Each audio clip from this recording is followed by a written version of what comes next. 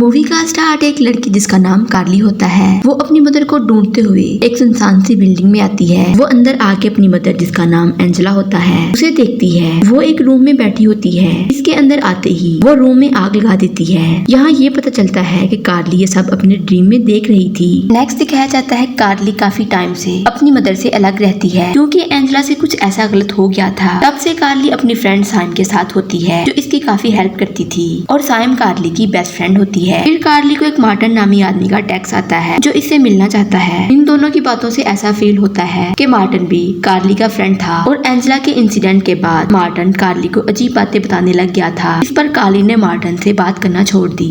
फिर कार्ली इसके टेक्स्ट के बाद मार्टिन से मिलने का सोचती है। नेक्स्ट दोनों एक दूसरे से मिलते हैं जिस पर वो इसे बताता है कि एक मेडिकल कंपनी ने मुझे फोकस ग्रुप का हिस्सा बनने के लिए बुलाया था और मैंने वहाँ तुम्हारी मदर को देखा है जो कोमे में थी। वो कंपनी एक मेडिकल कंपनी है जो बहुत से मेडिकल इंस्ट्रूमेंट बनाती है जो पेशेंट के लिए इम्पोर्टेंट होते हैं। कार्ली ये बात सुन के बहुत हैरान होती है क्योंकि इतने टाइम से कार्ली ना कभी अपनी मदर से मिली ना ही उसने इसके बारे में कभी जानने की कोशिश की कि वो किस हाल में है। कंपनी वाले जान गए थे कि मार्टिन एंजेला को जानता है। फिर उन्होंने मार्टिन से कार्ली के बारे में इंफॉर्मेशन लेने की कोशिश की थी लेकिन मार्टिन उन्हें इसके बारे में कुछ नहीं बताता। फिर कार्ली को इस कंपनी से कॉल आती है। वो इसे विजिट करने के लिए बुलाते हैं ताकि वो इससे एंजेला के बारे में डिस्कशन कर सके। नेक्स्ट डे वो कंपनी पहुंच जाती है जहाँ इसकी मुलाकात जॉन और माइकल से होती है। माइकल इसे बताता है कि एंजेला एक ऐसे कोमे में है जहाँ वो हमें देख और सुन सकती है मगर वो अपनी बॉडी को मूव नहीं कर सकती। इसका माइंड वर्क कर रहा है लेकिन वो अपनी बॉडी के लिए कुछ नहीं कर सकती। मीन्स कि वो अपनी बॉडी के किसी पार्ट को मूव नहीं कर सकती।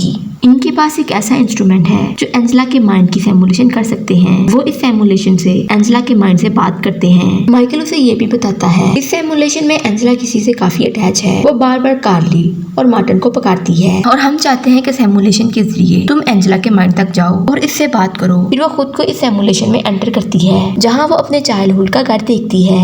इस घर में कार्ली होती है जिस पर एंजेला काफी चीखती है और वो इसे वापस जाने को कहती है। कार्ली सिमुलेशन से वापस आने के बाद माइकल को सारी कंडीशन बताती है और दोबारा इसमें जाने से मना करती है। कार्ली थोड़ा अजीब फील करती है। घर आने के बाद उसे वहाँ एक अजीब किस्म की डेड बॉडी जैसा कुछ नजर आता है। फिर वो दोबारा आती है ताकि सिमुलेशन की हेल्प से एंजेला से कुछ और जान सके। जब वो देखती है कि वो एक पुरानी मेडिकल बिल्डिंग के पास होती है जिसे मूवी के स्टार्ट में दिखाया गया था। इस बिल्डिंग के अंदर कार्ली एंजेला से मिलती है जो दोबारा इसे वापस जाने को कहती है। इसके अंदर का डीमन इसे अपनी तरफ बुलाता है और वहाँ से एंजेला हवा में उड़ने लगती है। फिर कार्ली इन्हें कहती है कि मुझे इस सिमुलेशन से बाहर निकालें लेकिन माइकल लोग इसकी बात को इग्नोर करते हैं। वो दोबारा इस बिल्डिंग में साइम की डेड बॉडी पड़े देखती है जिस पर एक एलियन डीमन अटैक करता है। वो डीमन अपने बाजू पर कट लगाता है और वही कट कार्ली के बाजू में भी लगाता है। जब कार्ली सिमुलेशन से बाहर आती है अपने बाजू पर वही कट लगा देखती है। फिर वो सिमुलेशन इंटरव्यू में बताती है कि 1998 में इसने यही कट अपनी मदर के हाथ में देखा था और वो भी इसी बिल्डिंग में। एंजेला एक नर्स थी जो इस मेडिकल बिल्डिंग में रखे गए पेशेंट को देखने आती थी। वहीं कार्ली और मार्टिन भी इस बिल्डिंग में आते हैं जहाँ इनको एंजेला बेहोश पड़ी मिलती है। इसके हाथ पर वो कट भी था। उस दिन के बाद एंजेला काफी चेंज हो गई थी। वो हमेशा अपसेट रहने लगी थी और आहिस्ता आहिस्ता वो मेंटली तौर पर भी डिस्टर्ब होने लगी और उसने अपने हाथ पर वही सिंबल बना लिया था जो कार्ली ने देखा था। एक दिन एंजेला अपने होश में नहीं थी। उसने एक ओल्ड हाउस को आग लगा दी जिसमें 21 लोग मारे गए और यहाँ ये बात पता चलती है वो इस ओल्ड हाउस में खुद भी काम करती थी। एंजेला ने 5 लोगों को पायदन करके मार डाला और इनमें से एक कार्ली की ग्रैंडमदर भी थी। और इसके बाद एंजेला को पुलिस अरेस्ट कर लेती है और वो जाते हुए कार्ली की तरफ एक अजीब किस्म की स्माइल दे रही थी। एंजेला की स्टोरी के बाद कार्ली दोबारा सिमुलेशन में नहीं जाना चाहती थी। फिर वो अपनी फ्रेंड सैम को कॉल करके इसका हाल पूछती है कि वो ठीक है क्योंकि इसने इसके लिए बुरा ड्रीम देखा था। सैम मार्टिन के पास आके इसे सब कुछ बताती है। इस पर मार्टिन भी अपनी थ्योरी के मुताबिक बताता है एंजेला एक पोजेस्ड डीमन है। वो ये भी बताता है कि काफी सालों से इसे नाइटमेयर आते हैं। इसका मतलब है कार्ली को भी नाइटमेयर आते होंगे। जो डीमन एंजेला के अंदर है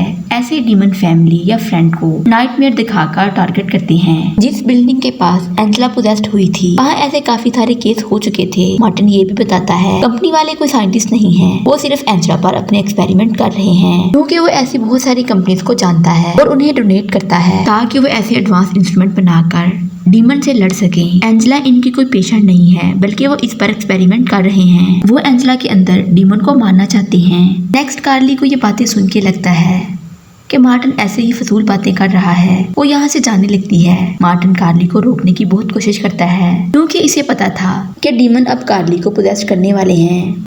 कार्ली वापस घर आती है। यहाँ सैम इससे मिलने आई होती है। दोनों एक दूसरे से बात करती हैं। वहीं अचानक सैम एक बर्ड मास्क पहनकर अजीब आवाज में बोलने लग जाती है। फिर इसकी बॉडी मुड़ने लगती है।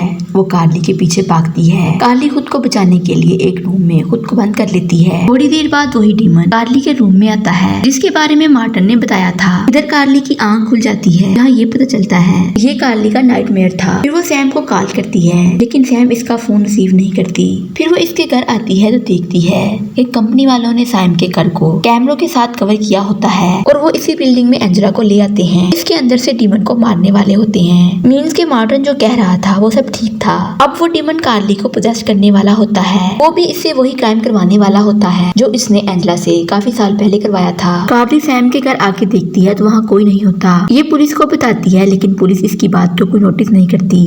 ये मार्टिन के घर आती है और सैम के बारे में बताती है। फिर दोनों इस बिल्डिंग के पास आते हैं। वहीं इनको जंगल में जो इस बिल्डिंग के पास था सैम बैठी नजर आती है, जो काफी डरी हुई थी। वो इनको बताती है कि मुझे खुद नहीं पता मैं यहाँ कैसे आई हूँ, और वो ये बताती है कि मैंने कुछ लोगों को देखा है। वो एंजेला को इस बिल्डिंग के अंदर ले गए हैं। ये दोनों इसको गाड़ी में सुलाकर खुद अंदर चले जाते हैं, जहाँ इनको काफी सारे लोग ब्लैक सूट में पुजास मिलते हैं। इनको वहाँ जॉन नजर आता है, जो खून से लथपथ था और मरने के करीब था। वो इन्हें बताता है कि वो डीमन एंजेला से निकलकर माइकल के अंदर आ गई है और इन सबको माइकल ने ही मारा है। फिर ये कार्ली को बहुत पुराना होली लेंस देता है, जिसकी हेल्प से वो डीमन को मार सकेगी। कार्ली फिर अपनी मदर के पास जाती है, जो सिमुलेशन डिवाइस के साथ कनेक्ट थी। वो भी इसके अंदर जाती है, जहाँ वो खुद अपनी मदर से बात करती है। एंजेला अब पोजेस नहीं थी।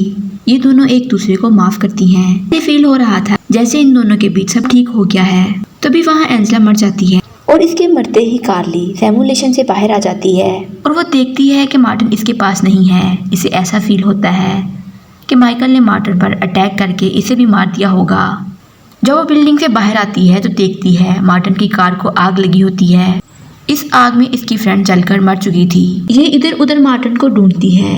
इसे मार्टिन बंधा हुआ नजर आता है, जिसे डीमन ने बांधकर काफी टॉर्चर किया था। वो मार्टिन को इसलिए जिंदा रखता है वो इसके थ्रू कार्ली तक पहुंच सके और इसे भी पोजेस कर दे। वही माइकल जो डीमन था आ जाता है। कार्ली इसे देखकर छुप जाती है। डीमन और मार्टिन की बातों से पता चलता है कि डीमन लोगों को जलाकर बहुत अच्छा फील करता है। कार्ली को पोजेस करने के बाद वो मार्टिन को भी जलाकर मार डालेगा। डीमन कार्ली को ढूंढ लेता है। इनके बीच फाइट होती है और कार्ली होली लेंस से डीमन को मार देती है। ऐसे माइकल मर जाता है, लेकिन वो माइकल को छोड़कर कार्ली को पोजेस कर लेता है। ऐसा फील होने लगा था कि कार्ली खुद पर कंट्रोल नहीं कर पाती। वो खुद को इस होली लेंस से ट्रैप कर लेती है और डीमन को आग में जलाकर मार देती है। और वहीं कार्ली बेहोश हो जाती है। जब वो होश में आती है खुद को हॉस्पिटल में देखती है। वहाँ इससे मिलने मार्टिन आता है। ये दोनों एक दूसरे को देखकर खुश होते हैं, क्योंकि इन दोनों ने मिलकर डीमन को मार दिया था। आखिर में कार्ली अपनी मदर की ग्रेव पर आती है और वहाँ फूल रखती है और ऐसा फील होता है इसे पता चल गया था कि इसकी मदर गलत नहीं है, ना ही उसने कुछ गलत किया है, क्योंकि डीमन ने उसे पोजेस कर लिया था।